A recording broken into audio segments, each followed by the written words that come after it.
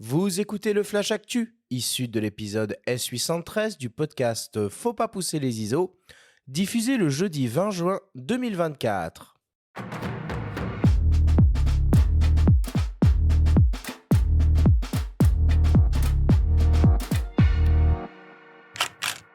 Cette semaine, dans le Flash Actu, Nikon annonce son nouveau Z6 III. Pentax dévoile enfin son boîtier argentique et les marques posent leurs valises à Arles pour la semaine d'ouverture.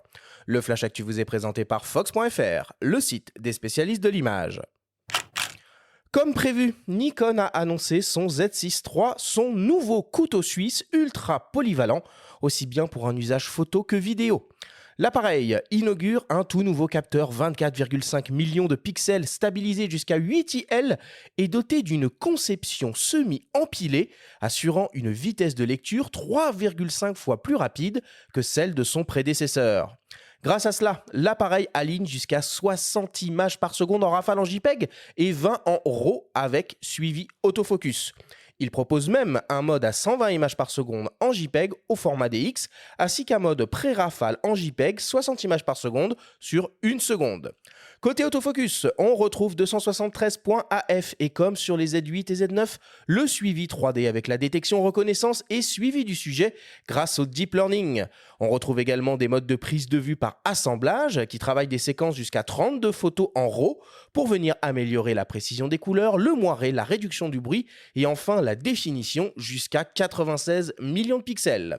Côté vidéo, le Nikon Z6 III propose en interne la 6K à 60 images par seconde en NRAW 12 bits ou Apple ProRes RAW HQ 12 bits mais à 30 images par seconde. On retrouve également de la 4K 120p ou encore de la Full HD à 240 images par seconde. A noter que l'enregistrement sur disque dur USB-C externe n'est pas possible. L'appareil dispose donc d'un slot CF Express type B et d'un slot SD UHS 2. Les mensurations du boîtier en lui-même se positionnent entre celles de son prédécesseur et celles du Z8. Il est protégé contre les intempéries et dispose d'un écran arrière monté sur rotule. Le viseur électronique se voit doté désormais d'une définition de 5,76 millions de pixels, une fréquence de rafraîchissement de 120 Hz et d'une luminosité de 4000 candela par mètre carré. Le nouveau Nikon Z6 III sera disponible à la fin du mois et proposé au prix de 3000 € boîtier nu. Après des mois et des mois de teasing et de mystère, Pentax annonce enfin son boîtier compact argentique, le Pentax 17. Et on peut dire que des surprises sont au rendez-vous. C'est donc un boîtier argentique qui fonctionne avec des pellicules de 135 mm. Extrêmement basique, l'appareil dispose d'un système d'armement pour l'obturateur et l'avance du film manuel. Il est équipé d'une focale fixe de 25 mm offrant une ouverture fixe de f3.5.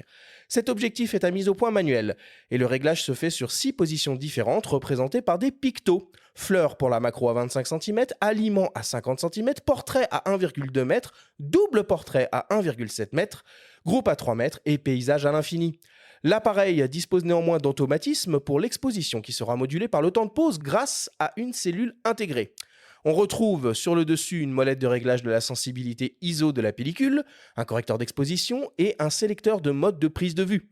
Auto, programme, nuit, bokeh, pause longue et flash, puisque l'appareil est équipé d'un petit flash d'appoint.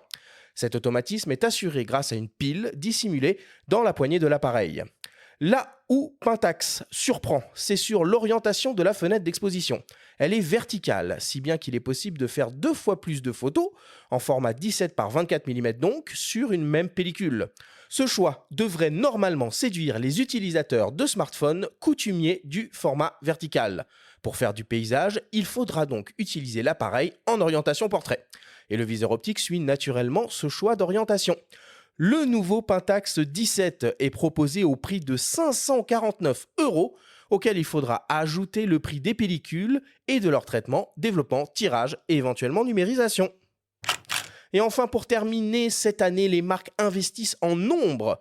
La semaine d'ouverture d'Arles 2024 du 1er au 6 juillet prochain, en proposant des conférences, des masterclass, des photowalks, des expositions, des lectures de portfolio, des démonstrations et des prêts de matériel. Canon sera de la fête pour la première fois aux côtés du magazine Fisheye qui prend en charge l'espace incontournable de la cour de l'archevêché. Fujifilm s'installe avec un programme ambitieux intitulé Fujikina dans les anciens locaux de l'ENSP à l'hôtel Quiqueran de Beaujeu et invite l'agence Magnum. Sigma sera présent dans une galerie au 27 rue du Pont. Et enfin, Leica sera au très chic hôtel Jules César avec un cycle de conférences et en galerie avec une exposition et son académie au 7 rue des Pénitents Bleus. Arles 2024, tout comme le Festival Photo de la Gacilly, est un événement incontournable de l'été pour tous les passionnés de photographie.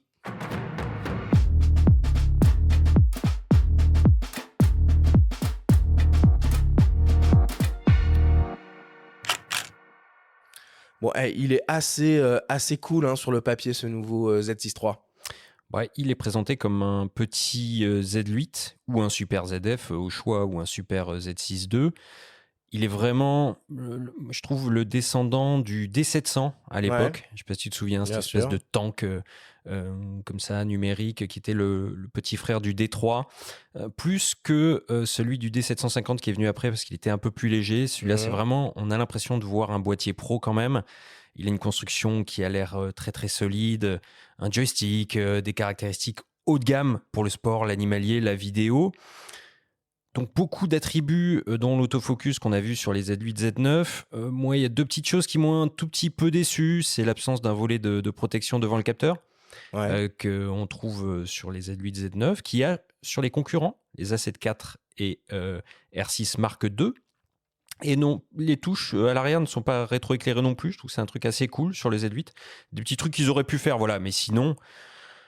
Faut être honnête, objectif, c'est très impressionnant, la fiche technique est vraiment remarquable. Et pour être encore un petit peu chiant, un petit peu pointueux, moi, j'aurais trouvé plus logique d'avoir un capteur de 30 millions de pixels pour mieux marquer la frontière entre les ZF, Z5 de 24 millions et puis le haut du panier Z8, Z9 à 45 millions et faire vraiment la nique à la concurrence, puisque là-dessus, la 7.4 va garder un avantage en termes de définition. Maintenant, ce Z6 III a un nouveau capteur, nouvelle technologie. Semi-empilé. Ouais, alors, il n'y a pas de communication vraiment autour de tout ça, la manière dont ça fonctionne. Toujours est-il que ça devrait être un capteur plus rapide, notamment pour gérer les phénomènes de rolling shutter.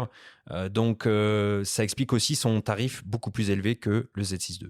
Ouais, et puis, parallèlement au lancement de ce nouveau boîtier, Nikon inaugure aussi un nouveau service qui s'appelle le Nikon Imaging Cloud, alors qui fonctionne a priori pour l'instant uniquement pour le Z6 III. Donc l'appareil est capable de se connecter en Wi-Fi à ce cloud. Il est capable de se mettre à jour automatiquement tout seul sans devoir passer par un ordinateur ou un smartphone.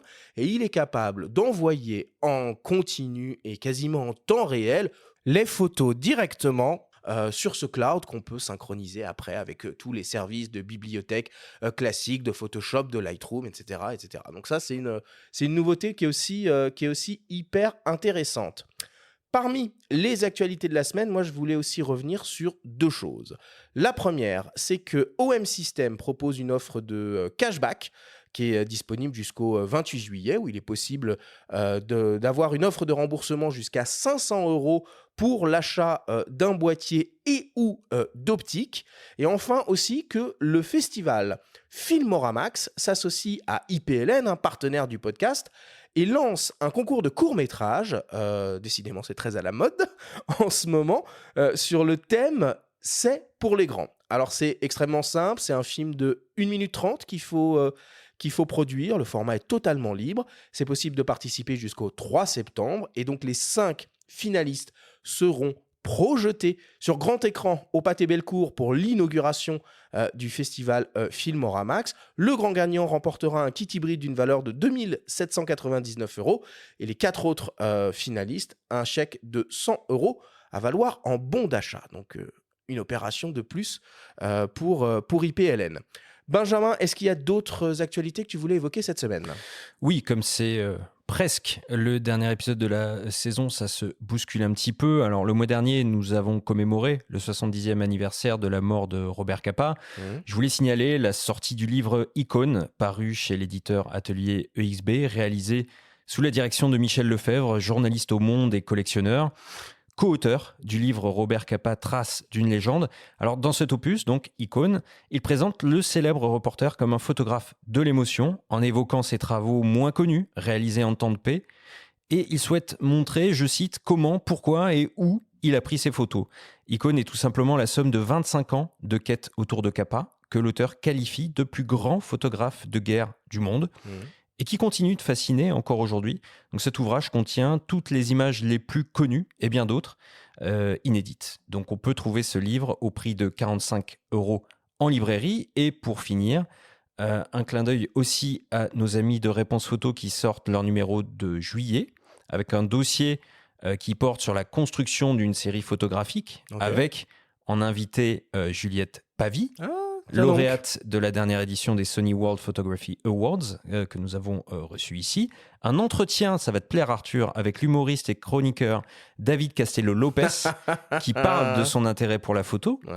Un dossier sous forme d'état des lieux de la photo de nu commis par votre serviteur. Et des tests, notamment celui de l'OM1 Mark II, hybride d'OM System sorti en début d'année avec de très belles images prises en Écosse, mais aussi les bancs d'essai des optiques Fujinon moyen format à bascule et décentrement. C'est intéressant, il n'y en a pas beaucoup sur le marché des hybrides. Les GF 30 et 110 mm TS. Tout cela est en kiosque dans le numéro de juillet au prix de 8,50 €. Bon, parfait. Merci, merci Benjamin.